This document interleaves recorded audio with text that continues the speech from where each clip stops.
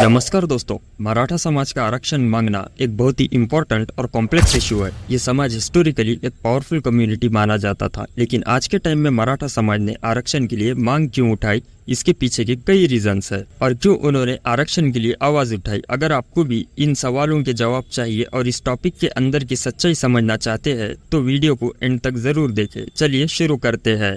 Historical background. Maratha समाज का rise 17वीं century में हुआ था। छत्रपति शिवाजी महाराज के लीडरशिप के अंदर उस वक्त ये समाज बहुत ही इन्फ्लुएंशियल था और पॉलिटिकल और मिलिट्री पावर के लिए जाना जाता था। मराठास ने मुगल एम्पायर और ब्रिटिशर्स के खिलाफ लड़ाई में भी सिग्निफिकेंट रोल प्ले किया। इनका स्टेटस एक डोमिनेंट कास्ट का था। ब्रिटिश राज का इम्पैक्ट। ब्रिटिश रूल के टाइम में लैंड रिफॉर्म और जागीरदारी सिस्टम के एबोलिशन के बाद मराठा समाज का स्टेटस धीरे धीरे कम होने लगा। ब्रिटिशर्स ने divide and rule policy adopt की थी, जो कि कास्ट और कम्युनिटी को इकोनॉमिक और सोशल स्टेटस को अफेक्ट कर गई। मराठास के ट्रेडिशनल रोल्स और इकोनॉमिक्स बेस डिस्टर्ब हो गए।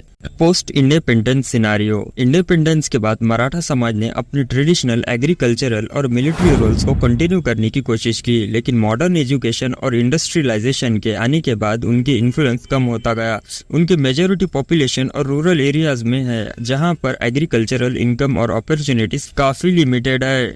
Economic backwardness. मराठा समाज का एक सिग्निफिकेंट पोर्शन अब भी फार्मिंग पे डिपेंड है और आज के टाइम में एग्रीकल्चर को इकोनॉमिक अनसर्टेनिटी फेस करनी पड़ रही है। फार्मिंग इनकम में डिक्लाइन, मॉडर्न जॉब्स और स्किल्स की कमी और इंडस्ट्रियलाइजेशन में इंक्लूजन न होने के कारण ये समाज इकोनॉमिक डिसएडवांटेजेस फेस कर रहा है। Educational and employment competition. Modern India में एजुकेशनल और प्रोफेशनल फील्ड्स में कंपटीशन बहुत ज्यादा बढ़ गया है। एससी, एसटी और ओबीसी कम्युनिटीज के लिए जो आरक्षण मिलता है उसकी वजह से मराठा यूथ को सरकारी जॉब्स और एजुकेशनल इंस्टीट्यूशन में उतना एडवांटेजेस नहीं मिल रहा है। मराठा कम्युनिटी का यूथ भी अर्बनाइजेशन और जॉब सिक्योरिटी के अपॉर्चुनिटीज को मिस कर रहा है, जो कि उनके इकोनॉमिक और सोशल स्टेटस को डायरेक्टली इम्पैक्ट कर रहा है।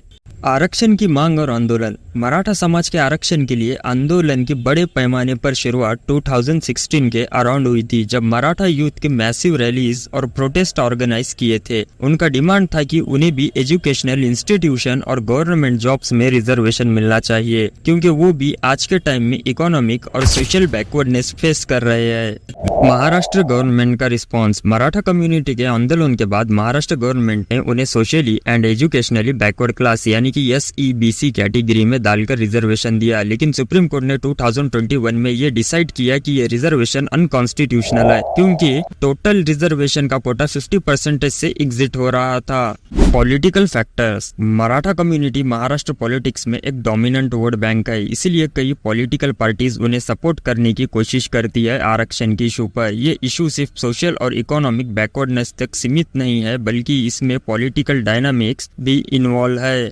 मराठा समाज का आरक्षण के लिए डिमांड इसलिए उठती है क्योंकि उन्हें लगता है कि वो भी आज के टाइम में इकोनॉमिक और सोशल स्ट्रगल्स फेस कर रहे हैं जो पहले नहीं थे। मॉडर्न इकोनॉमी और सोसाइटी में जो चेंजेस आए हैं उन्होंने मराठास को भी इम्पैक्ट किया है और वो अपने फ्यूचर जनरेशन के लिए बेटर अपॉर्चुनिटीज चाहते हैं।